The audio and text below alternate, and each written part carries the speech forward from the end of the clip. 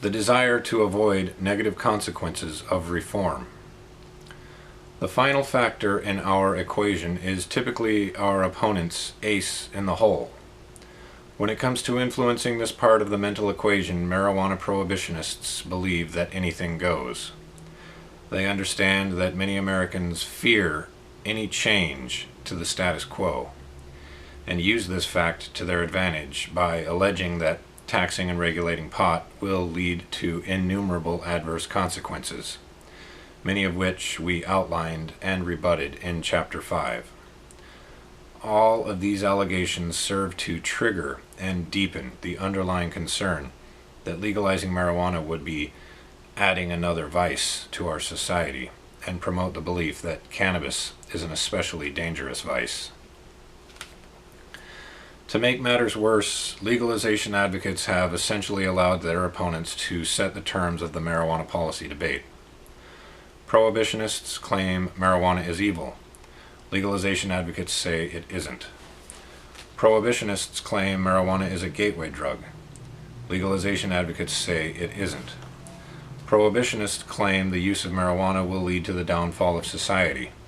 Legalization advocates say it won't. And on it goes. Sure, these myths can be refuted. Reformers rebut these and similar allegations day in and day out. But the government will always have a much bigger megaphone. To summarize this entire back and forth, we have a situation in which prohibitionists have asserted that marijuana is a dangerous vice, and legalization advocates have, at best, spent years trying to prove that it is not as bad a vice as they claim. Yet advocates' rebuttals to these accusations do little to soothe the minds of voters who still consider marijuana a harmful drug and believe more people will use it if it becomes legal. Reformers simply hope that the public's objections to prohibition will outweigh these fears. But by approaching the subject this way, advocates are making their task needlessly more difficult than it could be. Injecting the subject of alcohol into the marijuana legalization debate provides two significant benefits, each of which serve to reduce the public's concerns about the potential negative consequences of reform. First, framing the perceived harms of marijuana relative to the known dangers of alcohol demystifies the plant by providing voters with a familiar point of comparison. Absent this point of reference, people unfamiliar with pot have no way of knowing whether to believe the government, which implies that cannabis is extremely harmful, or drug law reformers who suggest that it is less so. This is the environment in which the marijuana debate has taken place in the past, and, as a result, reformers have engaged in fruitless and endless debates about how dangerous marijuana may or may not be. For example, many reform advocates would consider it a victory to finally, after more than 20 years, convince a majority of Americans that marijuana is not a gateway drug.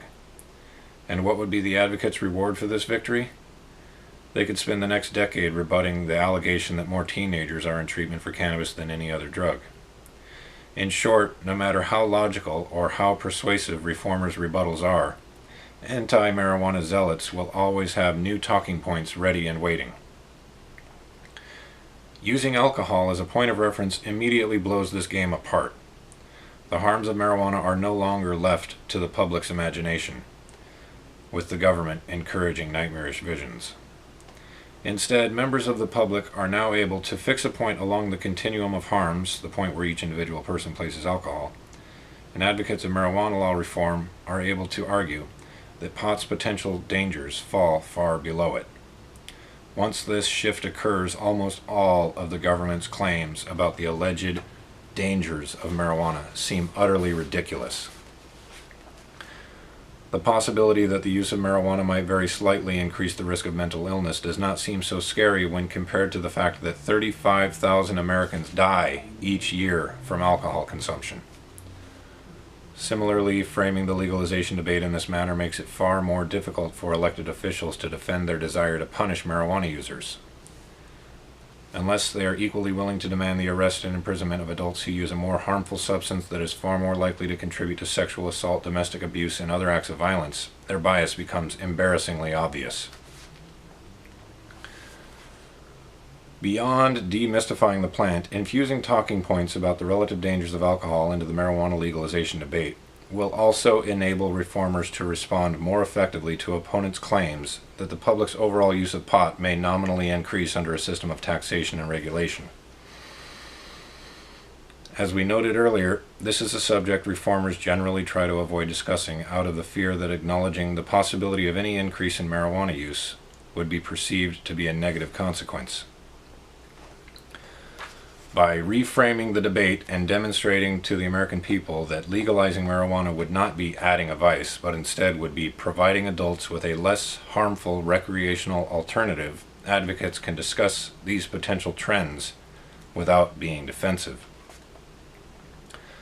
Thus, the potential for increased marijuana use by adults would not be measured against current levels of cannabis use.